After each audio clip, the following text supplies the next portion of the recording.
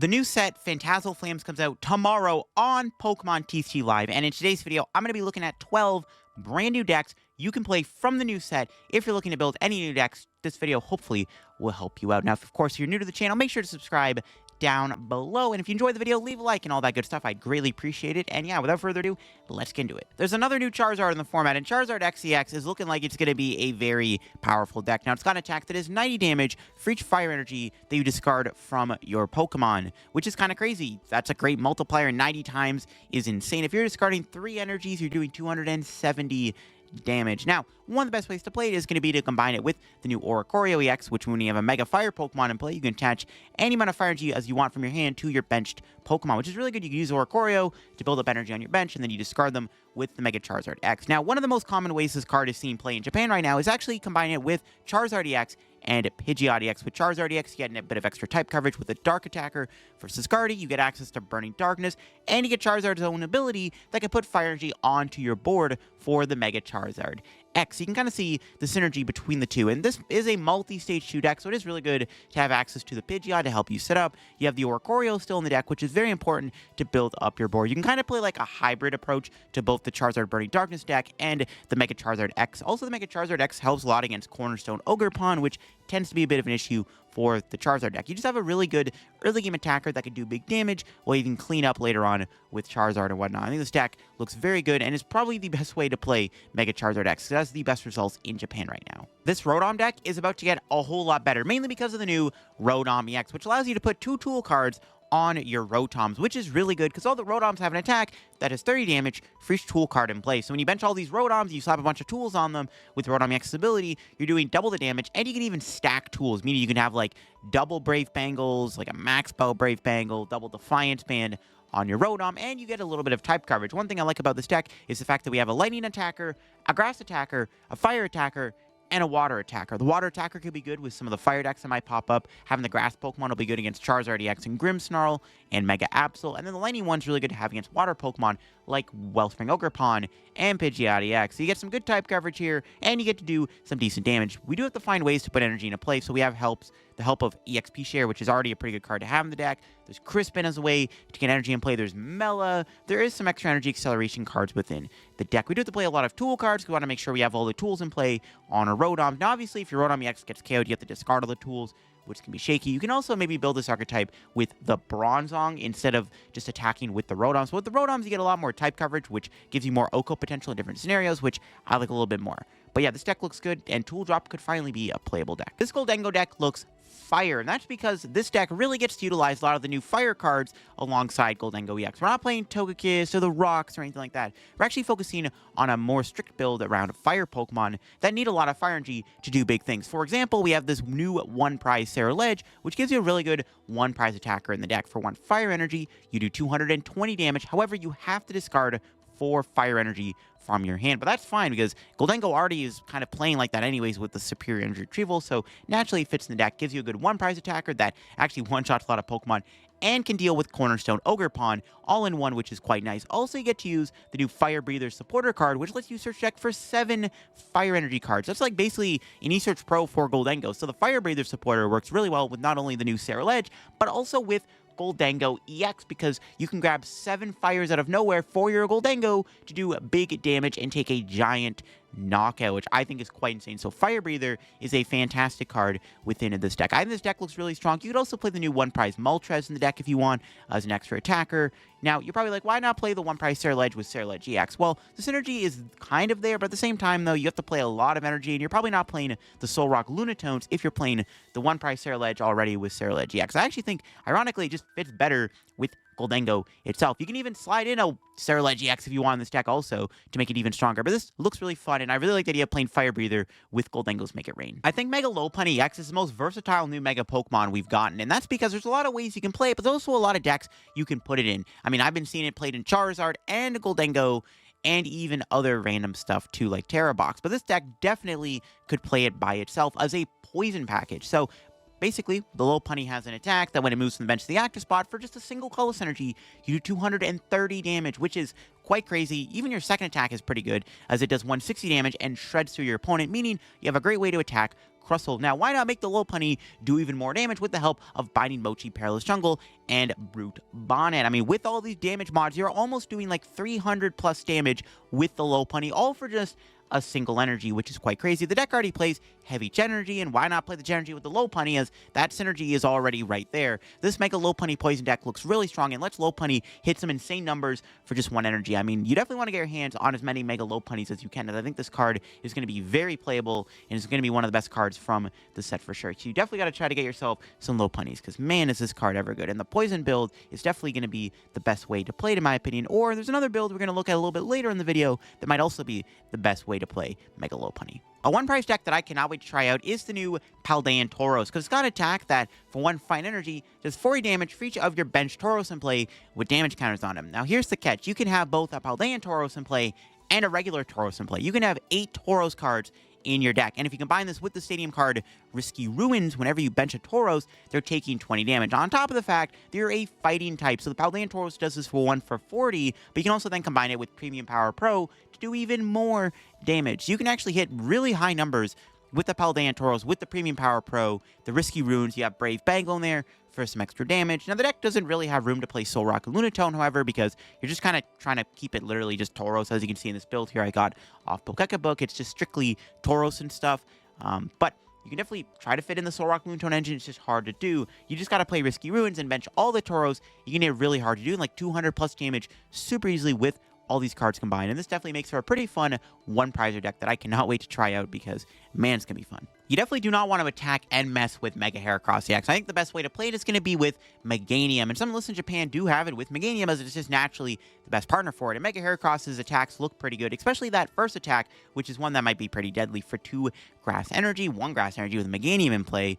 It does 100 damage more, and plus the damage it just took last turn. So let's say your opponent Phantom Dives you for 200 damage. Well, all of a sudden now the Mega Heracross is doing 300 damage back at you, because it does 100 damage plus the amount of damage it already took, which is really good. So if you're not one-shotting the Mega Heracross, you are getting hit really hard in return. You can play the Hero's Cape and Bravery Charm to help give the Heracross more HP, to allow it to be harder to 1-hit KO, making it even stronger, because if your opponent hits it too hard, they're going to take even more damage. There's some healing in the deck with Wally's Compassion, which you can actually use with Meganium, as you only need 1 energy to do that first attack. And you got the new Ice Cream card, which can heal 80 damage from Pokemon with 3 energy on it. If you have 2 energy on your Heracross, you are healing it. And of course, the second attack isn't bad either. For 3 Grass Energy, it does 170 damage and then mills the top 2 cards of your opponent's deck, which isn't too bad. Sometimes you get some lucky mills and get rid of some pretty important cards. I think Mega Heracross looks like it's going to be a lot of fun to play. We'll have to see if it can end up working in a format where maybe we will be seeing more fire Pokemon, but hopefully it can dodge all the fire types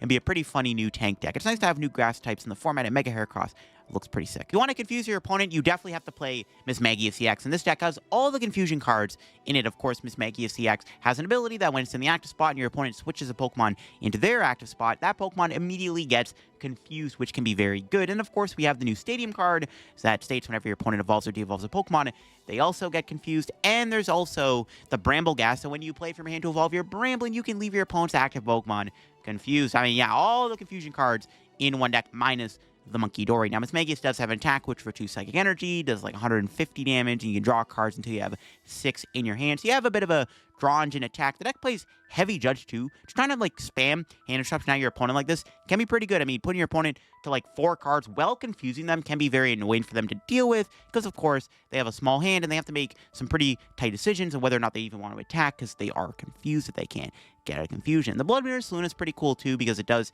have an attack in the late game, which can be very good, because this deck does lack in damage output. It really does rely heavily on MisMagius, potentially 2-shotting stuff with the help of your opponent flipping tails on confusion. The Clefairy is mandatory. You do need it against Dragapult. You have the Wonder Patch, which is a way to build up energy on your MisMagius. You have a bit of an energy acceleration system, and there's also Budu for some extra item lock, and Mysterious Timepiece allows you to de-evolve your Bramble Gas to then reuse it, which I think is quite cool. So yeah, MisMagius EX could be decent. I'm definitely excited to try it out and get some funny confusion matches in. Alright, this is probably the best way to play Mega Lopunny besides the Poison build. Now, the Poison build has a lot of raw damage, but then you have Mega Lopunny combined with Dusnoir for some insane board wipe potential, which could be a lot better than just doing a ton of damage with Mega Lopunny. Like I said, when it moves into the active spot, you for 1 energy does 230 damage, which is crazy. Combine that with the help of Dusnoir's ability, you're knocking stuff out. Combine that with Dusclops, you're also knocking stuff out. Also, with the Klefki in the deck and the 4 Jets, it's pretty easy to maneuver into Klefki if your opponent puts a Psyduck down. I don't think Psyduck is going anywhere anytime soon in the Phantasmal Flames meta. I think that card will still be relevant,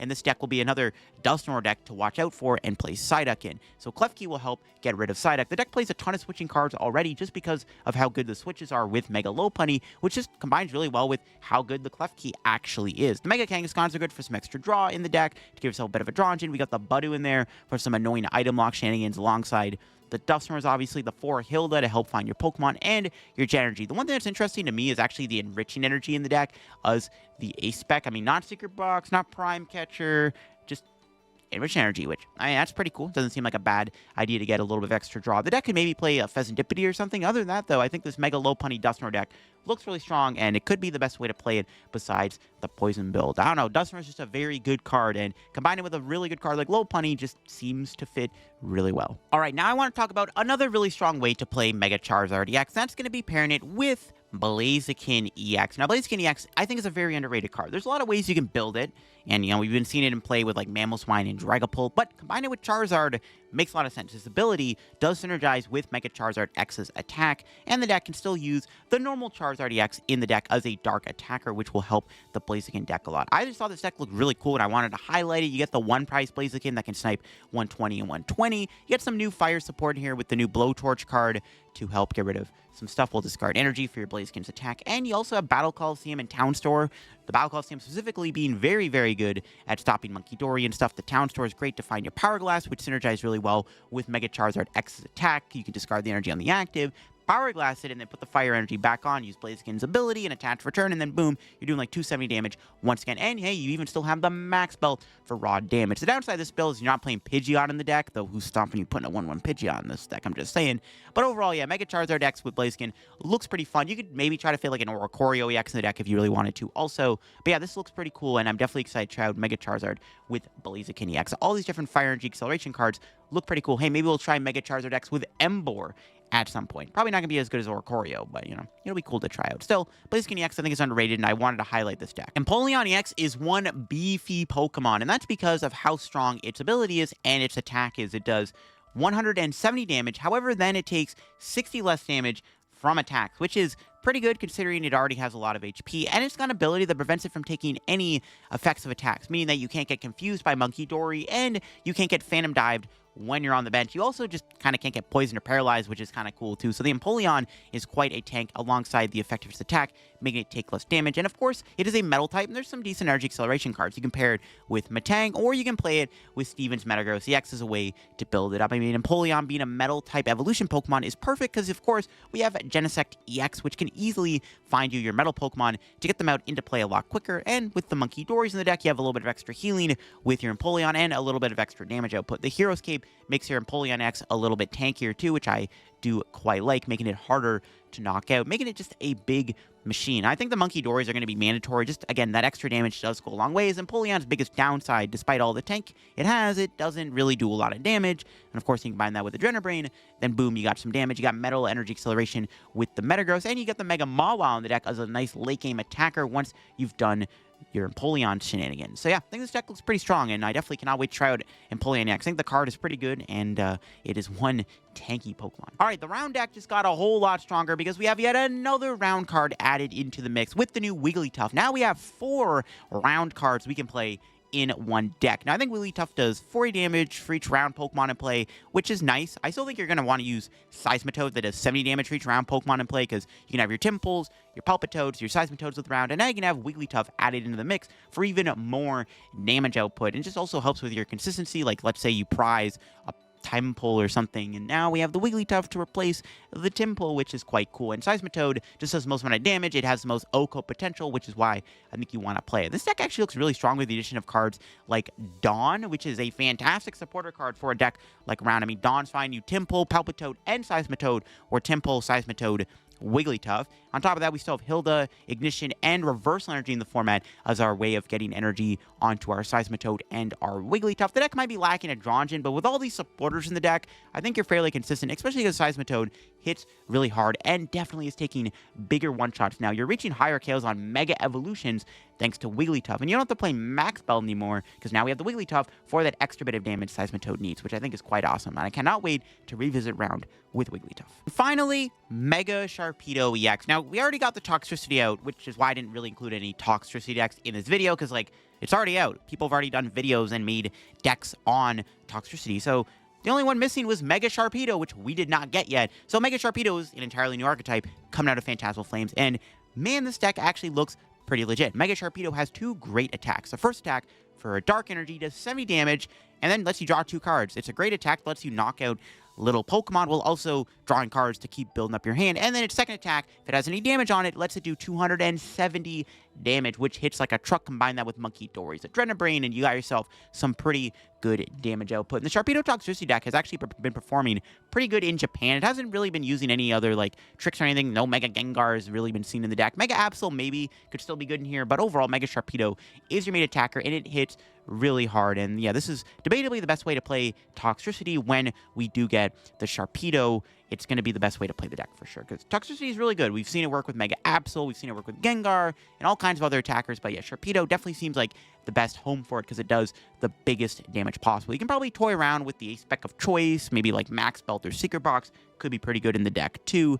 But I like Legacy Energy to make your Sharpedo only give up 2 prizes, which I think is, pretty good. And you have to play the Mega Gengar, obviously, which is kind of decent. But yeah, Mega Sharpedo looks really strong and could be the best way to play Toxicity. It's always good to have more dark decks in the format against Gardevoir EX and its shenanigans. But yeah, that is it for me looking at 12 new decks from Phantasmal Flames. The deck is a lot smaller, so I did have to show a couple of repeats of Lopunny and Charizard. It's a smaller set, not as many new cards, but the set does still have a lot of good cards, and it will definitely shake up the metagame. And we got the new Stadium coming out, which I didn't really get to talk about a whole lot in this video, but the new Battle Coliseum Stadium card is insane against Monkey Dory, Frostlass, and Dragapult decks, which I cannot wait for that card to come out.